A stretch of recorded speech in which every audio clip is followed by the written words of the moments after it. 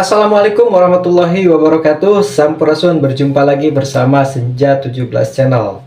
Nah, Kang Deddy Mulyadi itu mengundang para investor untuk mendirikan pabrik di Kabupaten Garut. Nah, Kang Deddy Mulyadi sangat matang dalam perencanaan ini ya, mulai dari pembangunan pabrik, tata kelola, dampak dari adanya pabrik, dan juga penyerapan angkatan kerja, di mana diperkirakan akan menyerap tenaga kerja sampai 50.000. Itu menunjukkan bahwa di daerah tersebut angka pengangguran akan berkurang sebanyak 50.000. Selain itu, dalam perekrutan tenaga kerja, Kang Deddy Mulyadi tidak mau lagi ada lamaran pekerjaan yang akan meribatkan dan juga membutuhkan biaya untuk para pencari kerja. Kang Deddy Mulyadi membuat kebijakan kepada Bupati Garut untuk membuat database para pencari kerja, supaya nanti ketika lowongan pekerjaan itu ada, itu tinggal diambil saja tanpa adanya lamaran pekerjaan. Nah, lamaran pekerjaan nanti saja setelah ada tes interview, lulus, baru nanti ada lamaran pekerjaan. Luar biasa sekali Bapak Ai. Mari kita sama-sama saksikan videonya. Hari ini di Jawa Barat memang ada PHK, tetapi di Jawa Barat juga ada harapan rekrutmen tenaga kerja baru.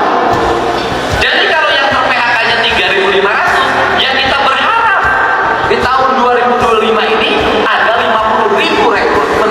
Bahkan ada beberapa kawasan yang selama ini saya support untuk bertumbuh berkembang, itu bisa 150 sampai 200.000 karyawan baru. Tapi yang terakhir, belum tentu juga ada pabrik, ada pegawai. Kalau apa? Kalau investornya sudah bawa IA, pabriknya dikerjakan oleh robot, ngejahit pakai robot, pasang mesin pakai robot. Investasi hari ini di dunia elektrik, dunia elektronik, dan dunia otomotif itu sudah mengarah pada teknologi IA, di mana dikerjakannya oleh robot. Kita juga harus memahami perkembangan itu.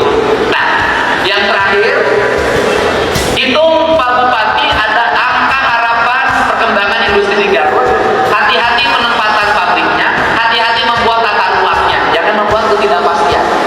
Kemudian hitung berapa kebutuhan ruang kerjanya untuk 5 tahun ke depan. Apa tujuannya?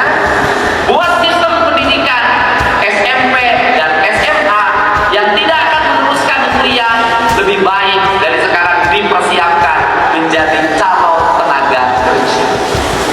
Pendidikan di sekolahnya nggak usah capek-capek, nggak usah. Bagaimana cara dia memakai sepatu, bagaimana cara dia memakai kaos kaki, bagaimana cara dia memakai baju, bangun, duduk, menjahit, kemudian berbagai kebutuhan industri lainnya yang siap kerja. Pemerintah mengalokasikan pembiayaan untuk memberi teknologi industri agar di sekolah-sekolah diarahkan pada keterampilan. Nanti balai-balai desa, di desa-desa di sini, sudahlah, ruang desanya bisa digunakan untuk ruang SD-nya, bisa digunakan SMP-nya, digunakan untuk pendidikan keterampilan kerja yang dibutuhkan oleh industri. Tidak usah bangun balai latihan kerja, nanti bangunannya repot.